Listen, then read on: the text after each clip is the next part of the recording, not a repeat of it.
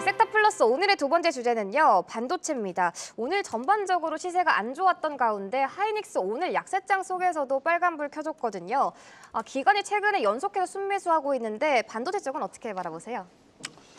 근데 다른 것보다 이제 반도체, 특히 삼성전자 이슈를 좀 이제 가져와 보게 됐는데 삼성전자 같은 경우 최근에 수율이 안 나왔어요. 최근에 수율이 안 나왔는데 그래도 이제 최근에 나온 이제 이슈 중에 이제 HBM4를 이제 본격화하면서 이제 일시 디램 수율이 좀 나오고 있다. 이제 그런 이슈가 좀 나오고 있어요. 최근에도 한 10%, 20% 정도 수율이 나온다고 했었는데 네. 오늘 이제 새롭게 나온 이슈로는 원래는 76%까지도 수율이 나온다고 저는 이제 들었었는데 오늘 전반적으로 이제 마일드하게 나온 걸로는 70% 정도 수율이 나온다. 그래서 양산 체제에 본격적으로 돌입을 한다라는 이슈가 좀 나왔습니다. 그래서 그런 걸로 봐서는 단기간적으로 봤을 때 물론 요새 전국이 어렵기 때문에 지속적으로 뭔가 내려오고 있는 그런 모습을 보이고 있지만 삼성전자 지금 차트를 한번 보시게 되면은 아마 엄청나게 매력적인 구간이라고 한번 느끼시게 될 거예요. 한번 차트를 잠깐 보도록 하겠습니다. 네. 일봉을 보시기보다 뭐 주봉도 좋은데 지금 구간에서는 멀리 아주 매크로로 아주 멀리 봤을 때 월봉, 연봉으로 한번 볼게요.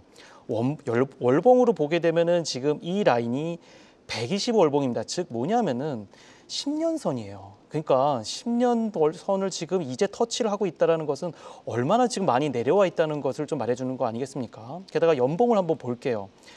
최근에 지속적으로 좀 내려오는 모습을 보이면서 마찬가지로 이 라인이 10년 선입니다. 지금 이 라인이 10년 선인데 항상 삼성전자 같은 경우에 물론 지수도 마찬가지지만 이 10년 선을 기준으로 해서 올라갔다가 많이 벌어졌다가 다시 오므라들고 벌어졌다가 다시 회귀를 하는 이런 모습을 좀 보이고 있고요. 최근 들어서 올해 같은 경우에는 마지막으로 이제 다시 10년 선으로 완전히 붙어 있는 상황. 그러면은 이제 어느 정도 많이 저평가되어 있고 다음 라인에서는 다시 한 번 더 벌어질 수 있는 그리고 또 지속적으로 수율에 대한 부분이 나오고 있기 때문에 긍정적인 뉴스가 계속 나올 수 있을 것 같아요. 그래서 HBM 또한 이슈 25년까지도 뭔가 지속적으로 삼성전자에서 기술 개발을 하고 있다는 뉴스 또한 나오고 있기 때문에 그런 부분 같이 보시게 된다면은 물론 반도체 시장 정말 어렵습니다. 하지만 조금만 더 참으시고 25년을 좀 더 준비하시면 좋지 않을까 그렇게 좀 전망해 보고 있습니다. 좋습니다. 삼성전자 향후 상승률 충분히 열려 있을 것이다라고 말씀해 주셨는데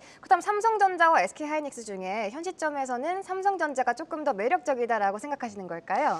또 그렇지는 않아요, 사실. 그럴까요? 그렇지는 않아요. 삼성전자를 이제 대장주로 지금 말씀을 드렸기 때문에 그렇긴 한데 어쨌든 간에 HBM의 시장을 지금 주무르고 있는 게 SK하이닉스이기 때문에 단기간적으로는 어쩔 수 없이 SK하이닉스를 조금 더 비중 있게 제가 좀 말씀드릴 수는 있을 것 같아요. 하지만 삼성전자를 말씀드린 이유는 많은 국민들께서 삼성전자를 다 매수를 많이 하셨기 때문에 그런 부분에서 한번 말씀을 좀 드려봤던 거고요. 그렇다고 해서 뭐 삼성전자를 지금 팔고 SK하이닉스로 옮겨야 되느냐 사실 그런 건 또 아닙니다. 분명히 삼성전자도 지금 계속적으로 인사이동 문제도 있고 계속 뭔가 회사 내부에서도 뭔가 변화를 좀 가지고 가고 있기 때문에 그런 부분을 아마 주가에서도 반영이 되지 않을까 좀 그렇게 생각하고 있습니다. 알겠습니다. 우리 신학섭 파트너는 네. 어떻게 생각하세요? 반도체는 좋아야 돼요. 진짜 그렇죠. 이 네. 경제, 우리나라 경제에 대한 부분에 제일 큰 비중을 차지하고 있는 그런 상황이기 때문에 좋아야 되는데 후재정 뉴스가 많이 안 나오네요. 예, 그래서 이 부분이 문제인 것 같아요. 일단 미국이 중국 반도체에 대한 수출 통제 이 부분이 제일 크게 저는 와닿은 상황이고요. 우리나라 같은 경우에는 중국의 의존도, 중국 시장에 대한 의존도가 좀 높습니다. 이것도 부담인 그런 상황이죠. 최근에는 반도체 기술에 대한 격차가 많이 줄어들었어요. 그래서 레거시 반도체 같은 경우에는 중국이 또 덤핑으로 저가 지금 처리하고 있는 그런 상황이기 때문에 네. 전체 부분에 이 반도체 수익적 측면이 낮게 형성될 가능성이 높다라고 볼 수 있어요. 그래서 결국은 공급망에 대한 불안정성이 제일 첫 번째고 두 번째는 미중 무역 갈등, 즉 무역에 대한 갈등, 그리고 세 번째는 기술력에 대한 격차가 줄어들었다는 거. 그리고 이 부분에서 가격이 떨어지고 있다는 게 굉장히 부담스럽게 작용해요. 그렇다면은 반도체 같은 경우는 어떻게 투자해야 되냐면 지금 많이 내려왔잖아요. 우리 옆에 계시는 현 파트너님께서 그 가격에 대한 부분에서 이렇게 설명을 해주셨으니까 네. 결국 가격은 나중에 보더라도 결국은 장기적으로 투자해야 되는 로드맵을 짜고 투자해야 돼요. 그래서 아주 잘 말씀을 해주셨고요. 그렇다면 여기에서 나와야 되는 건 제가 말씀드릴게요.